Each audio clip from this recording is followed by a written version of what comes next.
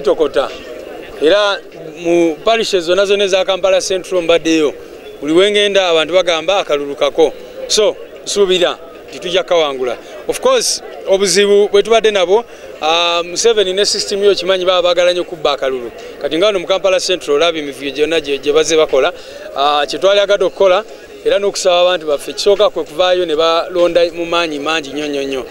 Ekimu ku bizibu ekibadde kireetera okwanguyiza Museveni okubba akalulu era tusaba bannayuganda ku mulundi guno bakikyuse. Abantu bwe batejumbira mu kulonda voter turnout bwebeera wansi njagala omanye nti kyangwira nakyemalira okubba. Lwaki? Kubanga mu bitundu ye byasuubira okubba obulungi ogenda ne wesanga voter turnout eri mu 80s 90s si kuba nti abantu abo bajja ne balonda kubanga eyo bajja just ne batiikinga ne bagamba nti bonna abaregistaringira wano balonze. Naye n'ogenda n'osanga mu stronghold z'abantu bano ababa bamuwakanya oba eza opposition ate abantu tebazze ne balonda. Kyovola abakikola kagenderere n'osanga nga kati mu Kampala ne Wakiso waliwo polling stations ezimu osanga waliwo abantu 600 kakati osuubira abantu 600 okubeera mu line bonna balonde. Naye twagala abantu ku mulundi guno kye kiyita protest vote bwe tuba tugamba nti kalonde twagala abantu baffe baveeyo mu bungi nnyo basobole okulonda kubanga singa tu increasinga voter turnout wano mu bitundu bino nayo negenda waggulu negenda mu 80%. Museveni ne bwagezaako kubba akalulu aba tagenda kusucceedinga. So twagala kusaba abantu baffe mu constituencies zonna si Kampala Central yokka baveeyo mu bungi balonde. Kino kikulu nnyo munzikirize kyogere ne mu luzungu. Came out and voted, which is practically impossible. But if you come here, for example, you find the voter turnout in Kampala, in Wakiso, in other...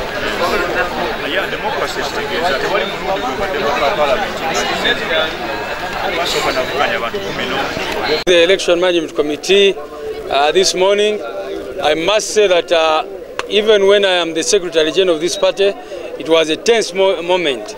They asked me very relevant questions, also in a very firm manner, and I hope that I gave them satisfactory answers. You can see the amount of time I spent there. They asked me for my academic documents, which I presented, asked me about what I would do as a member of parliament, asked me about to try to understand my knowledge of the constituency, talked about the previous challenges the opposition has always had in Kampala Central with the rigging and all that, and we discussed the strategy and all that. They were asking me all these questions, and I hope I gave satisfactory answers. I think that the challenge has always been the margin, and we want to beat these people hands down. Like we always say, you saw what happened in Kawempe. We always want to rely on the people of Uganda, like the people.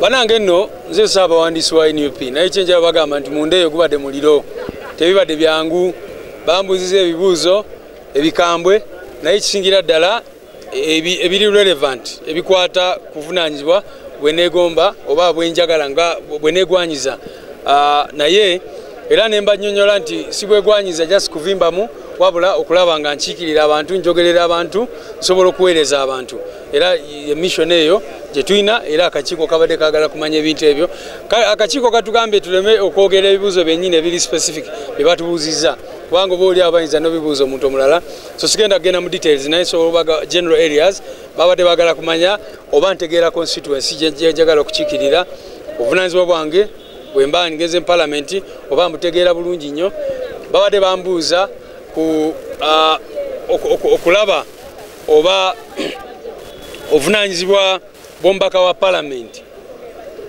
abeera mu dictatorship awangalira mu ggwanga lino erina ebizibu kati ng'ekibuuzo kiri ku saagala kubuulira ekibuuzo kyennyini naye era butaba osobola okukozesa parliament nga platform okulwanyisa bwanakyemalira n'ebirala bwe bityo era naye nabagambye nti kyetwegwanyiza kati gwe kutwala obukulembeze bw'eggwanga okulaba nga president Kyagulanyi ayingira entebe mu ntebe so that naffe abanabeera mu parliament tubeere nga tulina president wali president waffe gwe tusobola okuweerereza mu parliament naye okusingira ddala nga tuweereza bannayuganda bannansi era nga parliament twagala ebeere ng'esobola okwetengerera si byakati nti Museveni abeera erina ordering parliament kati njagala kino njagala kiri ne bwe kiba kimenya amateeka twali agadde tubeere ne parliament etengeredde esobola kukola obuvunaanyizibwa bwayo mu mateeka. Olina obuvunaanyizibwa bunene nnyo mu kibiina nga secretary general. Tekisoboka ekyo. Kisooka sinze Ssaabawandiisi asoose okwegwanyiza okubeera mu parliament. In fact nga bwe tuze tubagamba ebiseera ebisinga ogenda kwesanga abakulembeze b'ebibiina babeera mu parliament, babeera Bassaabawandiisi n'abalala.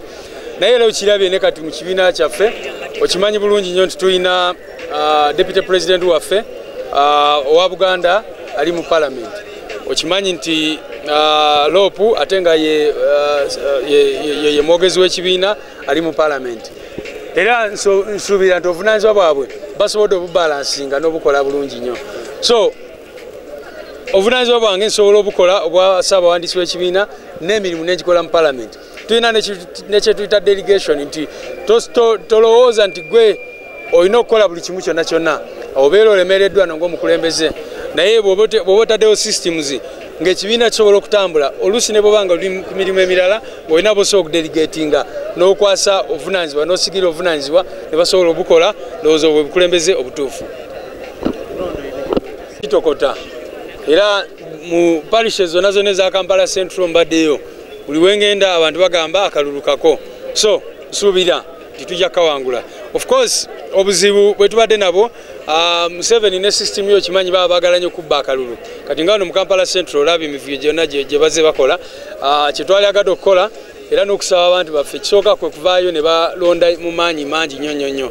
Ekimu ku bizibu ekibadde kireetera okwanguyiza Museveni okubba akalulu era tusaba bannayuganda ku mulundi guno bakikyuse. Abantu bwe batejumbira mu kulonda voter turnout bwebeera wansi, njagala omanye nti kyangwira nakyemalira okubba. Lwaki? Kubanga mu bitundu ye byasuubira okubba obulungi ogenda newesanga voter turnout eri mu 80s 90s, si kuba nti abantu abo bajja ne balonda, kubanga eyo bajja just ne batiikinga ne bagamba nti bonna abaregistaringira wano balonze. Naye n'ogenda n'osanga mu strongholds z'abantu bano ababa bamuwakanya oba eza opposition ate abantu tebazze ne balonda. Kyova abakikola kagenderere n'osanga nga kati mu Kampala ne Wakiso waliwo polling stations ezimu osanga waliwo abantu 600. Kakati osuubira abantu 600 okubeera mu line bonna balonde. Naye twagala abantu ku mulundi guno kye kiyita protest vote bwe tuba tugamba nti kalonde, twagala abantu baffe baveeyo mu bungi nnyo basobole okulonda. Kubanga singa tu increasinga voter turnout wano mu bitundu bino nayo negenda waggulu negenda mu 80%, Museveni ne bwagezaako kubba akalulu aba tagenda kusucceedinga. So twagala kusaba abantu baffe mu constituencies zonna, si Kampala Central yokka, baveeyo mu bungi balonde. Kino kikulu nnyo munzikirize kyogere ne mu Luzungu. Came out and voted, which is practically impossible. But if you come here, for example, you find the voter turnout in Kampala, in Wakiso, in